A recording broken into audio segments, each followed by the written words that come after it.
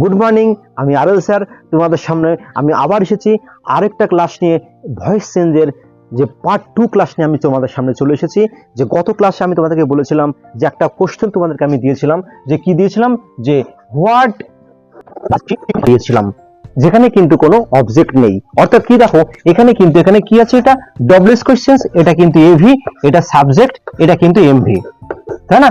এটা কিন্তু সাবজেক্ট, এটা এভি, এটা কিন্তু আমাদের ডবলএস কোশ্চেন্স, কিন্তু এখানে কোনো অবজেক্ট কিন্তু নেই, তাই না? তাহলে সেক্ষেত্রে আমরা কিভাবে করব, আমি কিন্তু সেটাই তোমাদেরকে প্রশ্নটা ছুড়ে দিয়েছিলাম। তার আগে ক্লাসে শিখেছিলাম কিভাবে যে আমরা এই ডবলএস কোশ্চেন আছে কিন্তু সেখানে অবজেক্ট থাকবে, কিন্তু এখানে কিন্তু কোনো অবজেক্ট নেই। অর্থাৎ সেক্ষেত্রে তাহলে আমরা কি করব, এই ছোট্ট প্রশ্নটা কিন্তু পরীক্ষায় যখন দেয় না, বিভিন্ন কম্পিটিটিভ এক্সামে আমাদের কিন্তু মাথাটা ঘুরে যায়, আমরা বুঝতেই পারি না কিভাবে এটা চলে এসেছে। আমি সেই টেকনিকটা সেইটাই তোমাদেরকে শেখাচ্ছি, অর্থাৎ ওয়ান টাইম শিখবো লাইফ টাইমের জন্য। চলো দেখা যাক কিভাবে আমরা শিখবো এটা। আমরা ঠিক আগের ক্লাসটাই ফলো করি, যে ডবলএস এর জন্য কোনো চেঞ্জ কিন্তু এখানে হয়নি, এটা ডবলএস কিন্তু এখানে থেকে গেল, অর্থাৎ হোয়াট কিন্তু এখানে থেকে গেছে। ডু বা ডালের জন্য কি বসেছিল এখানে, অ্যামিজার, কিন্তু অ্যামিজারের কোনটা বসবে কিন্তু আমরা এখানে শিওর না। গত ক্লাসে বলেছিলাম এখানে যদি অবজেক্ট থাকে তার উপর ডিপেন্ড করে কিন্তু এইগুলো বসবে, তাই না?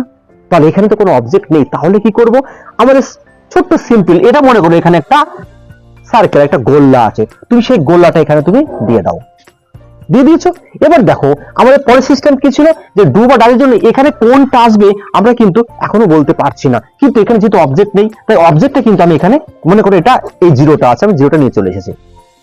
এবার কি আছে আমাদের, এমবি কি আছে, ইট, তাহলে অবশ্যই এটা কি হবে, এটা কিন্তু এখানে আমাদের ইটেন হয়ে যাবে, তাই না? ইটেন হয়ে যাবে। হওয়ার পরে একটা বাই বসার কথা, যে বাই বসবে, প্লাস এখানে কি বসবে, একটা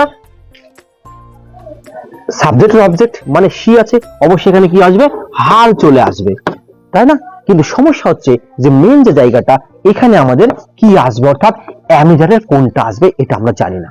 তোমরা মনে রাখবে যে আই উই, ইউ ইউ, দে বাদে পৃথিবীর যা কিছু আছে সবই থার্ড পারসন সিঙ্গুলার নাম্বার। ঠিক আছে, কি বললাম? তাহলে এখানে কিছু নেই মানে এটা অবশ্যই কিন্তু থার্ড পারসন সিঙ্গুলার নাম্বার। আর আমরা জানি যদি থার্ড পারসন সিঙ্গুলার নাম্বার হয় তাহলে অবশ্যই কিন্তু কি বসে, ইজ বসে। আয়ের ক্ষেত্রে যেমন এম, প্লুরালের ক্ষেত্রে যেমন আর, বাকি সবার ক্ষেত্রে কিন্তু এখানে ইজ বসবে। এটা কিন্তু আমাদের আরেকটু সহজ করে দিল, যে কোনো কিছু যদি অবজেক্ট না থাকে তাহলে অল টাইমস কিন্তু কি হয়ে যাবে, এখানে কিন্তু ইজ চলে আসবে, তাই না?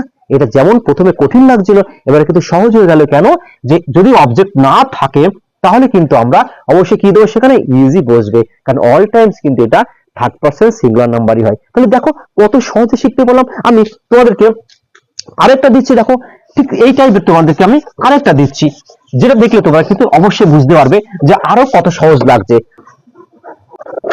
Two you call, same processing. দেখো এটা ডব্লিউএইচ, এটা এভি, এটা সাবজেক্ট, এটা কিন্তু এমভি, এখানে কিন্তু আমাদের কোনো অবজেক্ট কিন্তু নেই।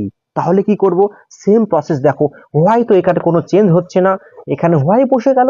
এবার ডু, এবার এখানে কি, এটা কিন্তু আমি নিয়ে চলে এলাম, এসেছি।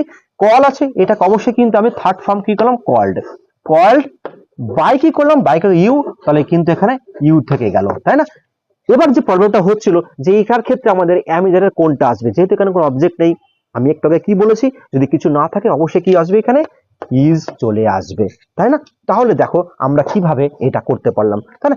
এরকম কিন্তু অজস্র হাজার হাজার কিন্তু আমি তোমাদেরকে দিয়ে দেবো, আমি তোমাদের স্ক্রিনে তোমাদের দিয়ে দিচ্ছি, সেগুলো তোমরা অবশ্যই করতে পারবা, সেটা আমি করো। দেখো আরেকটা কি আছে, তোমাদের এটা আমাদের করে একটু দেখিয়ে দাও তো, যে হোয়ার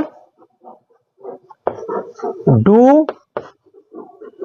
দে কিপ, এটা আমাকে তোমরা অবশ্যই কিন্তু করে কমেন্ট বক্সে কিন্তু আমাকে জানিয়ে দাও যে কিভাবে হোয়ার ডু দে কিপ, তাই না? তাহলে এরপরে কিন্তু আমরা আবার শিখতে চলেছি কোনটা, এটা তোমরা দেখতে পারলে অত সহজে হয়ে গেল। এরপরে আমি নিয়ে চলে আসছি কোনটা, আমাদের যে এখানে ডু বা ডাজ যেটা ছিল, এক্ষেত্রে যদি আমাদের ডিড চলে আসে, কি আসে, যদি ডিড, তাহলে আমাদের কি আসবে, তাই না? এইটা আমি তোমাদের কিন্তু শেখাবো, ডিড আসলে কি আসে পরে ক্লাসে আমি দিচ্ছি। যেমন এখানে, যেমন কি দিয়েছে এখানে, what did they like, what did they like, অথবা এখানে কিন্তু দেখো এখানে কিন্তু কোনো অবজেক্ট কিন্তু এখানে নেই। নেক্সট কি আসছে এখানে, যে হোয়াই,